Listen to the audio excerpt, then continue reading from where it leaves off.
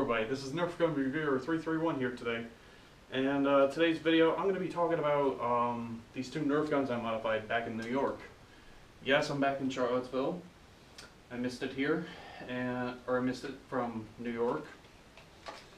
And while I was in New York, I decided to modify a few Nerf guns that I either knew how or I could easily learn how to do it. And I think I'm getting better at the modification process, but I could still use some training on the paint jobs and such. But I have also made these two same Nerf guns are on my Instagram for Nerf Gun Reviewer 331, same name as the YouTube channel. And this one, I believe I called this the Iron American. Mainly because it has these, it's not supposed to be like a Russian theme kind of idea, but it's more of like an Iron Man with Captain American colors, so to speak. The gold and red from Iron Man, and then the blue and silverish tint from Captain America, and probably like the red as well. But for this gun, this is the Nerf Dart Tag HammerShot. This is a very old gun, I just realized. This is like 2011, 2012 maybe. And has some good bounce back. All I did was an air removal and stretched out the spring a little bit to give it a little bit more oomph. A pretty decent paint job, and that's pretty much it. Oops. Okay. It seems to shoot these darts pretty well. This is, I guess, very close.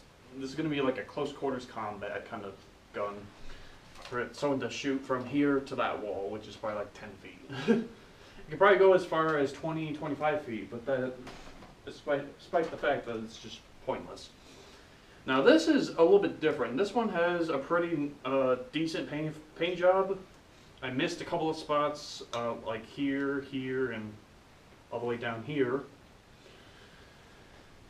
But some strange reason I call this the RaveShot.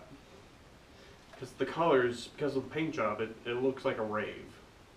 Like, it's hard to explain, but what I did for the internal modifications, I did a AR removal, I added a 3D printed little spinning rotating barrel, a spinner inside to kind of like feed it through within each shot, and then a peg to hold the barrel in place without it just gliding all over the place.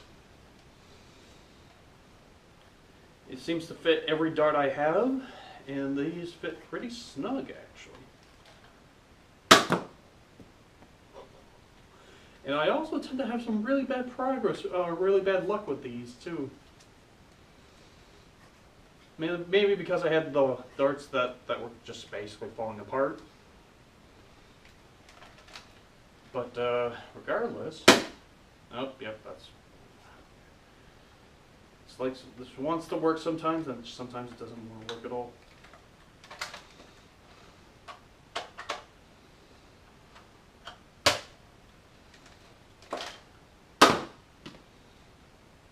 Wow. Okay, so I tested the ranges for the times it did work and the times it didn't work. Obviously the ones that didn't work either just went right out of the gun and just fell right to the ground, or if it did work, it would shoot as far as I just demonstrated over there. The ranges I got were, I think, 40 to 50 feet approximately.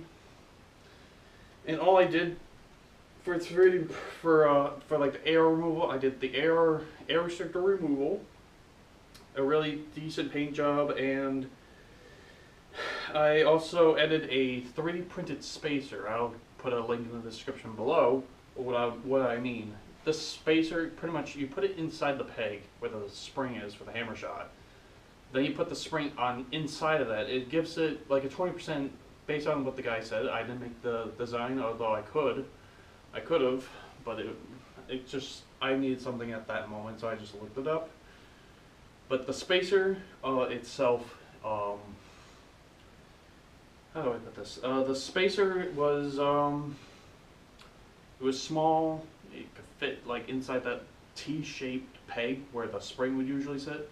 You put the spacer in first, is my point of view, and then you put the spring in next. Put it all in place, and it's just it gives it 20% more. I guess what the guy said, oomph, more power, more firepower, I guess. And do keep in mind, this revolving barrel is a 7-shot, not a 5-shot. But these darts seem to stick pretty well, so if this keeps on working, I'll be happy. So that is it. I just wanted to showcase my 3D printed, or not, well, half 3D printed Nerf gun that has, okay. The Nerf gun that has 3D printed parts in this. And then this other one that just has a basic AR removal and stretch spring. But regardless, I am going to be making more Nerf gun modifications. Also, I got to review 2 other Nerf guns that I forgot to review while I was here. The Double Reach Mega and the Meditator from Modulus Nerf. So, without further ado, I'll end the review, or the little video here now. Hope you guys enjoyed the video. See you guys later, and as always, keep nerfing.